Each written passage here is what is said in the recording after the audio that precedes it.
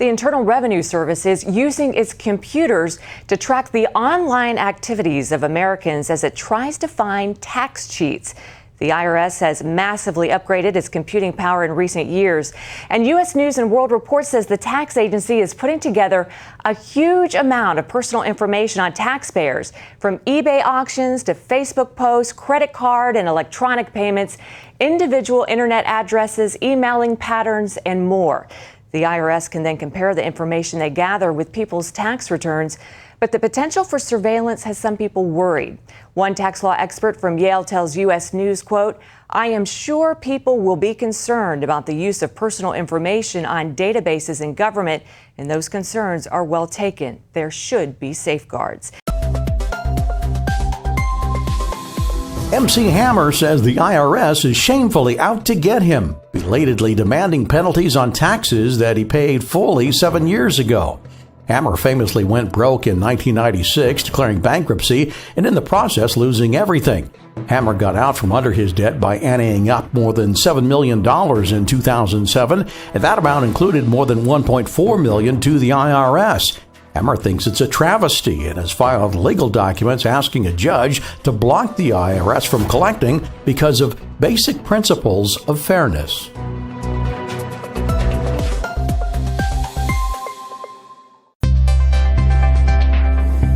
Rapper MC Hammer has lost his appeal to block tax officials from collecting on an outstanding bill he says has already been paid. The IRS sued the former MC in 2012, claiming he failed to pay nearly $800,000 in taxes dating back to the late 90s, when he was riding high off of hits like Too Legit to Quit and You Can't Touch This. The IRS won its judgment, but Hammer, real name Stanley Burrell, filed an appeal, claiming he paid the taxes in question when he filed for bankruptcy in 1996. Earlier this month, the government struck down his request, saying he will still be held responsible for the payment. Ms. Lerner, what does off-plan mean? On the advice of my counsel, I respectfully exercise my Fifth Amendment right and decline to answer that question. Ms. Lerner, in February of 2014, President Obama stated that there was not a smidgen of corruption in the IRS targeting. Ms. Lerner, do you believe that there is not a smidgen of corruption in the IRS targeting of conservatives? On the advice of my counsel, I respectfully exercise my Fifth Amendment right and decline to answer that question. Ms. Lerner, on Saturday, our committee's general counsel sent an email to your attorney saying, "I understand that Ms. Lerner is willing to testify and she is requesting a one-week delay in talking to the chairman, excuse me, in talking to the chairman, wanted to make sure that was right." Your lawyer, in response to that question, gave a one-word email response, "Yes." Are you still seeking a one-week delay in order to testify? On the advice of my counsel, I respectfully exercise my Fifth Amendment right and decline to answer that question.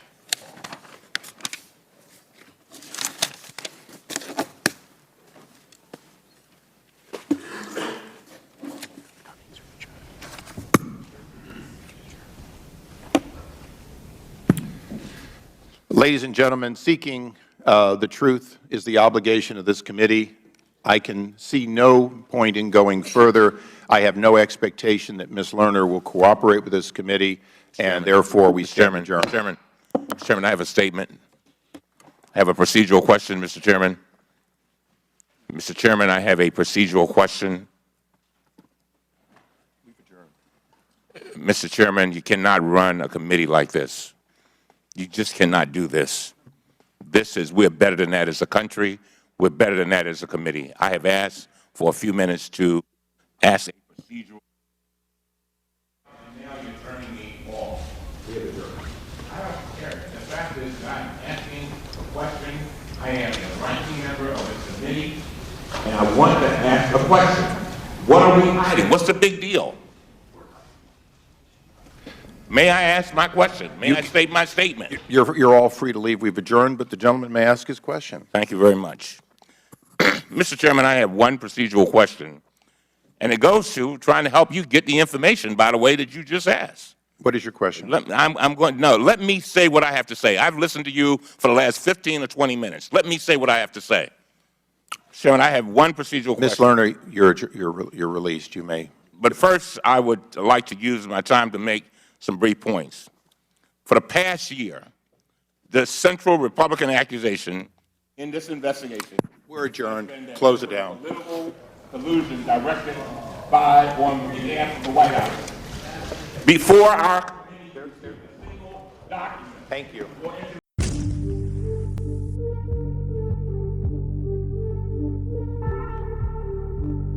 You terrorize, you torture and provoke me. You exploit and bully my soul. You are the demon, a devil, a monster of your very own. You backstab me when I sit and work. You try to impress our neighbors for business, greed, profit, forever advertising on your self-defense karate school cookbook. Respect is what you try to sell, but everyone knows you're a big bully. Poke my eyes out when I try to sleep. Let's call Mo and Curly.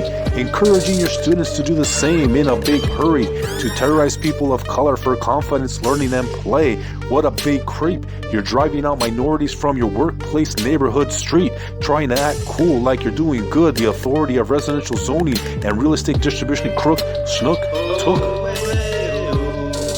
Liberate our souls, liberate our freedom, backstab my soul, incarcerate our kingdom, deny us money, deny us freedom, backstab my soul, torture and mislead them, backstab my soul, take away our freedom. You target those who threaten your image, those who you envy, those who know enough to discredit your big belly, camouflaging the attack, cheap shots around the clock in darkness while wearing black. Bedroom terror horror show is what you really sell? Could it be? Training for human trafficking, slavery at my front door bell. Training your armies of white knights, criminalizing your opponents when they do the same. Pimpology has many colors, but the dark ones are the only ones who really pay. Exposing the truth about war, crime at every angle, and never-ending battle of exploitation. Making America the battlefield of love, giving it a bad name forever. Segregations. Romantics have gotta be insane. Psychological accusations of a mental illness worst kind. You're crazy to accuse. Every time we testify we lose. Even if we know how to rhyme. It is our dark skin that locks the bars around our souls. Incarcerated at birth, even if we steal everything from your Liberation Proclamation store, free bird.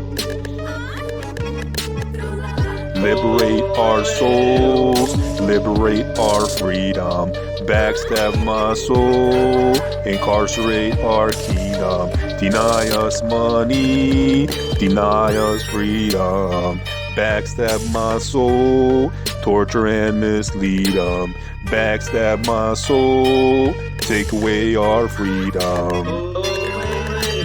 Respect is what you try to sell, but everyone knows you're a big bully. Poke my eyes out when I try to sleep. Let's call Mo and Curly. Encouraging your students to do the same in a big hurry. To terrorize people of color for confidence, learning, and play. What a big creep. You're driving out minorities from your workplace, neighborhood, street. Trying to act cool like you're doing good. The authority of residential zoning and real estate distribution crook, snook, took. Liberate our souls. Liberate our freedom, backstab my soul, incarcerate our kingdom, deny us money, deny us freedom, backstab my soul, torture and mislead them, backstab my soul, take away our freedom.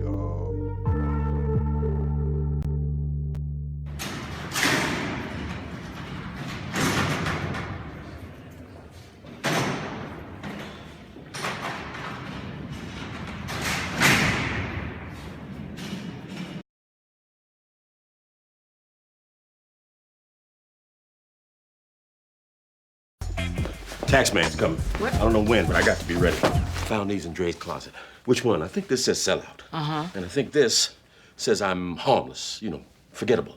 Are you okay, Pops? My daddy told me there ain't but 3 things in life a black man's got to do. Stay black, pay taxes, and die. I gotta say, the black man rules don't seem too hard. IRS came after my daddy, scared his black ass white as a ghost. Oh. Wouldn't let the poor man die until he paid what he owed. Poor bastard lived to be 126. 126! Pops, I think you're gonna be fine. You do? Yeah, there were a couple of doctors at work that got audited, and it all worked itself out. Really? What happened? Well, let's see, there was Dr. Davis, and he showed them his paperwork, and they left him alone. It was no biggie. And then Dr. Patel, and oh, yeah, What? he killed himself. But that was because his wife left him. Because the IRS took all his money. What else is in that bag? Not enough. Hi, my name is Sherry Field Jackson, and I'm the author of How to Stick It to the IRS, with the subtitle Confessions from a Former Insider. As a retired certified public accountant and certified fraud examiner, and a former IRS agent, I've seen thousands of financial disasters occur at the hands of IRS agents and auditors. I've seen other people and organizations that have been attacked by the IRS and stand their ground and even win their IRS audits. All of the financial success stories have a few things in common, namely, the successful ones were able to escape the IRS clutches by way of sound defensive strategies during the audit. Most people are afraid of the IRS, and they comply totally with each and every demand given to them without researching to find out if they're required to do so or not. Many just hand over all of their materials, books, and records, unknowingly at the same time handing over all of their rights. These people are, in many cases, innocent victims of a system gone rogue. They feel as though there's a better way, but they don't know how or what to do. For this reason, many end up losing their homes, businesses, and sometimes even their lives through physical breakdown or suicide. This book is for business owners that want to learn how and why businesses are selected for examination and how to prevail in an audit. This book is also for new startup businesses and ordinary people that want to avoid trouble from the beginning. And it's for businesses and individuals that are already in the middle of an audit and want to get the upper hand. Sherry Peel Jackson. She is an ex-IRS agent, CPA, fraud examiner. She was working for the IRS. She was on the fast track to success there. She was doing very well, had received numerous awards for all of the work she did. And she realized that there is no law and that the biggest fraud was the IRS. I tried to be the best at whatever I did. So when I got to the IRS, I hit the ground running. My first year in 1988, I got the Fraud Award. It's a big Shaped in Georgia award for fraud.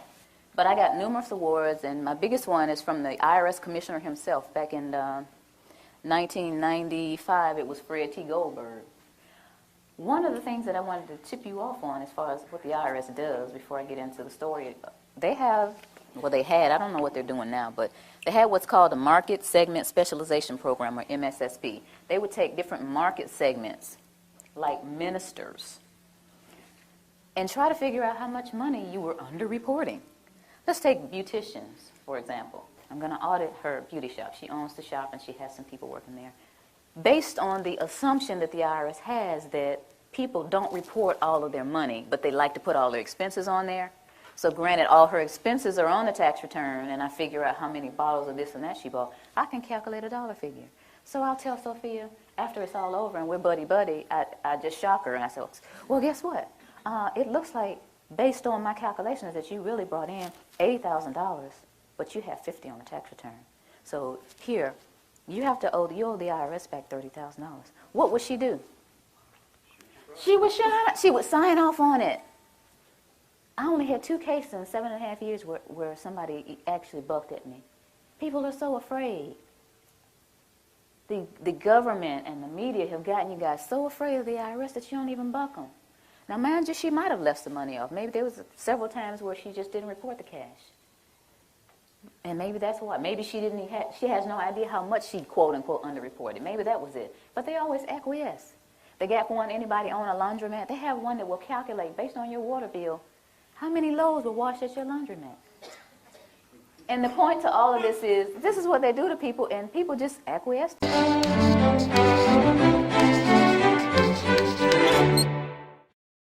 Hey, so how did you feel when you received your first paycheck? I was pretty excited, I'll be honest. I worked for weeks and weeks, and there in the sealed envelope was my very first hard-earned compensation, and I had so many plans about what I was going to do with the money. But those hopes were brutally dashed the moment I read the bottom line. By the time the money actually got to me, it had been sliced up like a pizza. An alphabet soup of government agencies each got their cut before I did.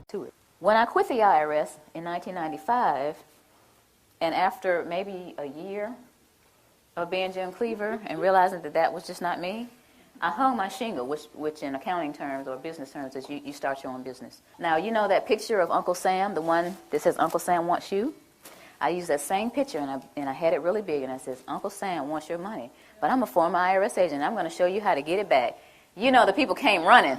And then these people start coming to me saying, I keep hearing that we're not supposed to pay tax.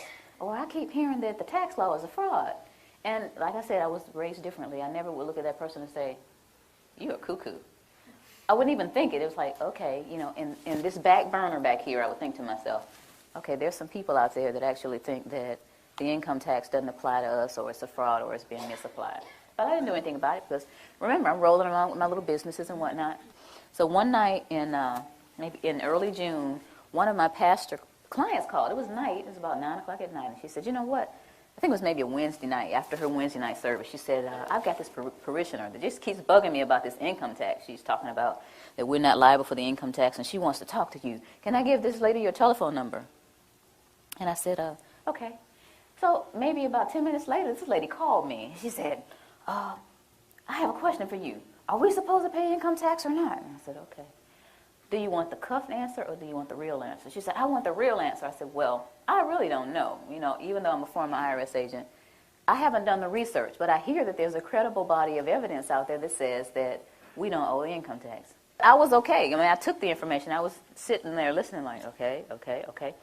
And, you know, I said, okay, this lady had a lot of information. I don't know where she got it from. So a few weeks later, she called me again and she said, Miss Jackson, remember that information I told you on the phone? It's in the USA Today. Pull it up on the internet. Okay, so I got the USA Today. It was July 7th, 2000.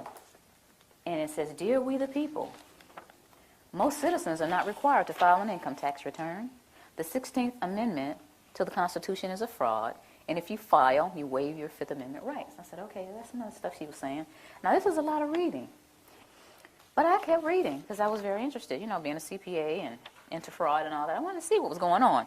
So here in the third column, it says no one has been able to collect the $50,000 reward offered by Bill Conklin to anyone that can identify the section of the Internal Revenue Code that makes a typical worker liable for the income tax. I'm serious about winning this $50,000. Okay, so it's at my desk.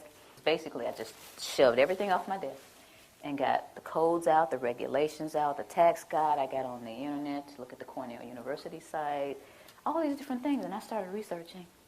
And 2 weeks later, I said to myself, oh my goodness, we have a problem here. It doesn't look like I'm going to win this money. And I was sitting there at my desk thinking, this thing is a fraud. 2 weeks it took me to sit there and realize that. I didn't just look at the positive, I looked at the negative, I looked at the IRS site. All these things are going on. This thing is a fraud. But what are taxes anyway? How do they work, and how do we end up with this present system? First things first, the basic idea of taxation is pretty simple. There's some sort of state or similar authority that imposes a levy on an individual or a legal entity, like a corporation or something. If you can't pay, then you can be charged with a crime. This is a very old concept. It dates back as far as Mesopotamia and Egypt's Old Kingdom. Nowadays, the taxman's not going to beat the crap out of you for being late, but the system is way, way more complicated. In the United States, the taxes you pay vary from person to person, from company to company, from check to check, and then from state to state. However, most people do have to pay the federal income tax. And the U.S. tax system is huge. Complex doesn't even begin to describe it. A better word would be Byzantine, which I looked up earlier. Being a CPA and a former IRS agent, I sat there at the desk, you know, I was by myself, and all these thoughts started going through my head. The first thought was, Now I finally open up the codes and regulations. Because see, at the IRS, they trained us with these little guides. We didn't use the codes and regulations. We would get one of these, and you would have to read it, understand it, and pass this little test. And all these little guides that I got, I read them, and I made A's on all my tests. And I thought, and I guess the rest of the agents in training thought, that the information that was in here was the same that was in those thick codes and regulations. But it's not necessarily the same. The things that are in these training manuals are not necessarily the same thing as in the codes and regulations. I learned that in my studying. In the time that I was doing the research, I also learned about the Pocket Commission. And I'm going to let this go around the room, but y'all got to get it back. This is the outside that I purchased of the Pocket Commission that I had. And before I left, I had the sense of mind to make a copy. This is the little badge I used to flip out at people and say, give me your books and records. Give me your bank statements. Give me all your credit cards, you know. And, you know, people, okay, here, you know, even the counties, I go to the county, do it. I go just about anywhere and flip this little thing out and get whatever I want. You know, there's a lot of power nuts out there doing that, guys. Y'all know it. Half of you already know about it.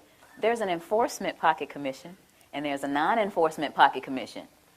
And I started looking back at this thing. It has SER, Southeast Region. First of all, I'll read it. It has my picture up here, and it says, Sherry Jackson, whose signature and picture appear above, is duly commissioned as Internal Revenue Agent and has authority to perform all duties conferred upon such officers under all laws and regulations administered by the Internal Revenue Service, including the authority to investigate and require and receive information as to all matters relating to such laws and regulations. And it has SER and some other numbers and an A. And based on this Internal Revenue Manual, A means administrative. So I'm an administrative clerk out there on the front lines. And I'm an administrative clerk with a non-enforcement pocket commission. Okay, so I'm starting to get angry here. Starting to think about all that. I had to take bribes and get little tape recorders taped to my body and the little microphones on me and go in and take bribes from people. But, you know, thinking about stuff like that, you know, what they've got me out here, and I'm thinking I really have authority. And this is administrative, non-enforcement pocket commission. That was one of the other things I thought about. And then I thought about, and I found out, this is one of another issue, a levy versus a notice of levy. This is something that I didn't deal with a lot because I was an agent and I just assessed the tax. I wasn't a tax collector. I just assessed it. So this is a notice of levy. And someone said, hey, this is a notice of levy. This is what the banks get, or your job or whatever. They said, look at the back of it. So I'm looking at the back of this notice of levy, and it says, Section 6331, levy and distraint. And then it says B and C. And I'm thinking, it starts off with B? What happened to A? So I looked up A. And here's A. And it says, levy may be made upon the accrued salary or wages of any officer, employee, or elected official of the United States, the District of Columbia, or any agency or instrumentality of the United States or the District of Columbia by serving a notice of levy. I'm thinking, but that's not most people. That's not the person that works at AT&T or Bell South or Coca-Cola. That's not most people. Aren't people noticing that the A isn't on here? Aren't they curious about it? Why are they doing this? All this is going through my head during this period of time, then I'm realizing that there's a rat in the camp. That's what I call it. But this is the straw that broke the camel's back. The Federal Reserve is not federal. How many of you did not know before today that the Federal Reserve isn't federal? If you didn't, don't be shy. If you didn't know before today that the Federal Reserve isn't federal, raise your hand. Most people don't know that. 9 out of 10 people that I asked off the street don't understand that the Federal Reserve is a non-auditable private banking cartel. They are collecting $36 million an hour in interest from the American people. $36 million an hour in interest from the American people. My children, my 2 children, were born $86,000 in debt based on the national debt. Now, why am I going to take away from those children to give to somebody that is... In 1913, Congress passed the 16th Amendment, and the 16th Amendment says this specifically: the Congress shall have power to lay and collect taxes on incomes from whatever source derived, without apportionment among the several states, and without regard to any census or enumeration. Okay, let's be honest. While most folks in the U.S. only think about taxes when April approaches, The process really begins when you start a new job. You and your employer agree on your compensation or before tax income. Next thing you do is fill out a form called a W-4, and it determines how much income tax your employer will withhold from each check. Why do they do this? Good question. Employers are required by law to withhold income tax and deposit the money in a Federal Reserve Bank, and this is how the federal government maintains a steady stream of income while also drawing interest on your tax dollars. Pretty clever, huh? So instead of paying taxes once a year in April, you're actually paying them all year long, every time you get a paycheck. Now, the rules change when you're a freelancer or an independent contractor or you're otherwise self-employed. Nobody's going to withhold income taxes each time you get paid by a client or a customer, so it's up to you to manage what you owe. What's a good way to think of income taxes? Let's think of filing income taxes in April, kind of like settling up with the IRS. All you're doing is figuring out if you paid the right amount of cash. If you paid too much, boom, you get a refund. If you pay too little, boom, you're writing another check. Income tax forms like the 1040 are notoriously confusing, but that's because they're based on a code that's more than 5,000 pages long because somebody thought that would be a good idea. I went all the way through high school, all the way through college, all the way through testing for the CPA, and all this Irish training and didn't hear about any of this. You think they want this information out here? For you guys to eat up and chew up and find out what's really going on? I don't think so. Now, another one. Why don't we just tell our elected officials about this? And to make a really long story short, the We the People Foundation, the same people that put out this ad, put together a hearing. And these 40 researchers were going to ask the IRS and the DOJ these questions, and we're going to have this big meeting in Washington called the Truth and Taxation Hearings, okay? So we got together with 537 questions. So we sent them the 537 questions so they could research and have the answers, and what did they do? They reneged on coming. They signed off on it, but they reneged on coming. So you all didn't get to hear the truth. We went on and had the hearings anyway, put it on CD, marched around Washington, giving it to all 535 congressmen and senators. Please look at this information. We got stupid responses back like, thank you for visiting our offices in Washington. The next time you come to Washington, please visit us again. They don't care. Your presidents don't care. Presidential candidates are always talking about revising the system. But how, right? Well, there are all sorts of potential alternatives, like, for example, this thing called the flat tax. Under a flat tax system, everybody pays the same rate. So proponents of a flat tax system say that it would do away with all the complicated codes and forms.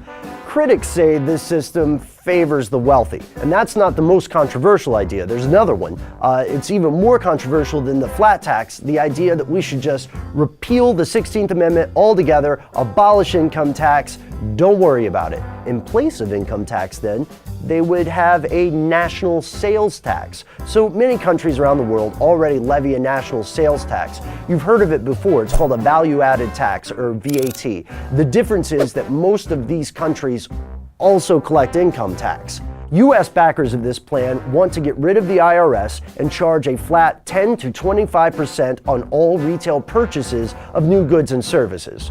So people who are fans of this say that a consumption tax collects revenue from everybody, even illegal residents, tax dodgers, tourists from other countries, etc. Opponents say that it puts an unfair burden on the middle and lower classes who buy a lot of the stuff that would be taxed. They also say it might reduce consumer spending, slowing the economy down. And then they add that in order for it to be fair, it would have to be applied to the purchase of stocks and bonds in addition to consumer goods. Yeah, so it's no secret that taxes are a bitter subject in many countries, and the United States has had at best, a rocky relationship with this issue. The US doesn't just have one of the most complicated tax systems in the world, it also grows more complicated each year. This is a politically charged, divisive issue, but there is one thing that everyone can agree on. The current system is not perfect. That they ask me, or they'll say something like, well, this just sounds like it's some kind of conspiracy theory. Y'all hear that a lot? Okay. But tell me this, what's the difference between a conspiracy and a strategy? Don't you understand that this is all by design? All this black, white stuff. You're white, I'm black, you know. You're Democrat, I'm a Republican. You know, y'all heard of divide and conquer before, right? Why y'all letting them do it to us? While I'm sitting up here arguing with this man about what his great-great-great-granddaddy did to mine, there's this big old fence closing in around us. And while I'm sitting here wasting time and he's sitting here telling me why he doesn't know, we need to put our heads together and figure out how to get out of this fence that these people are building around us. Am I right? Yeah. That's what we got to be.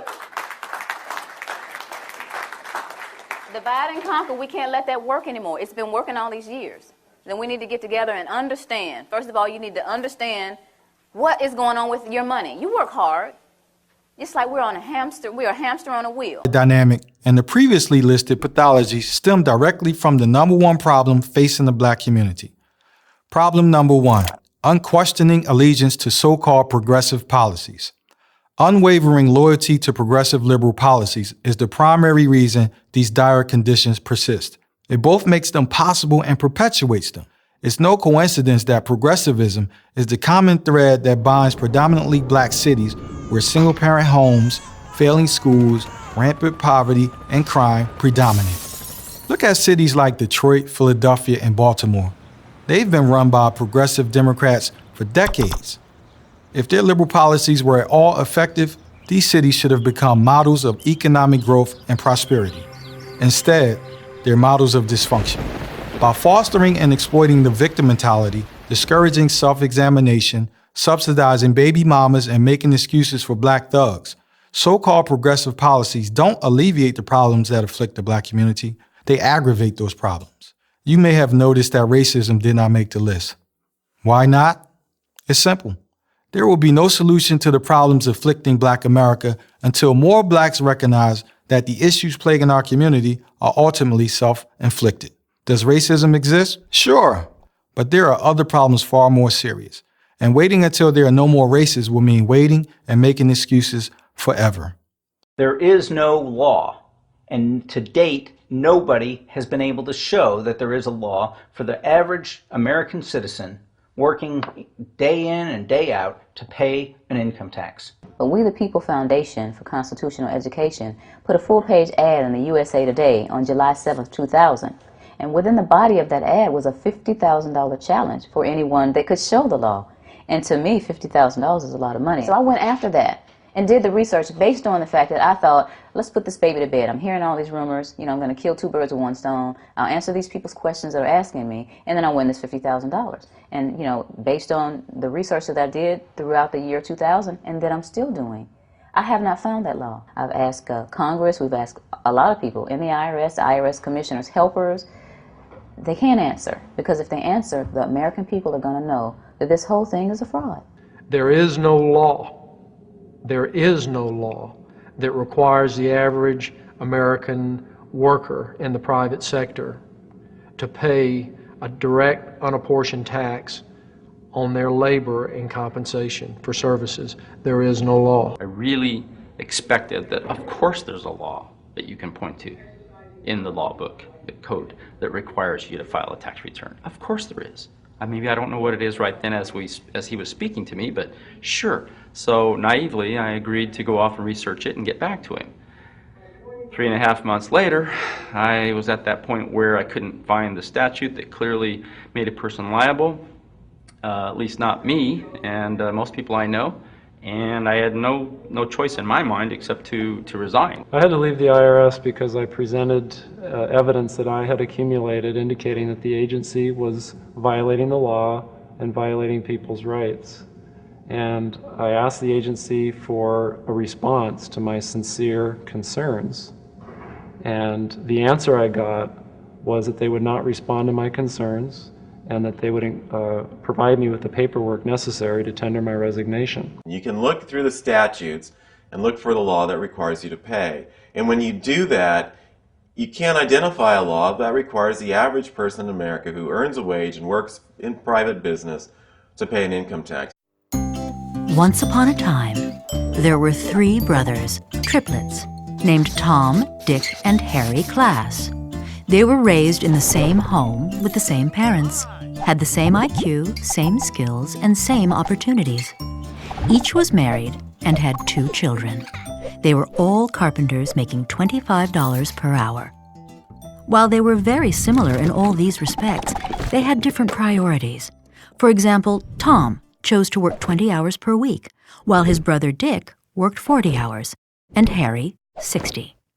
It should also be noted that Harry's wife worked full-time as an office manager for a salary of $50,000. Dick's wife sold real estate part-time 10 hours a week and made $25,000 per year. Tom's wife did not work. Tom and Dick spent all of their family income. Since they paid into Social Security, they figured they didn't need to save for retirement.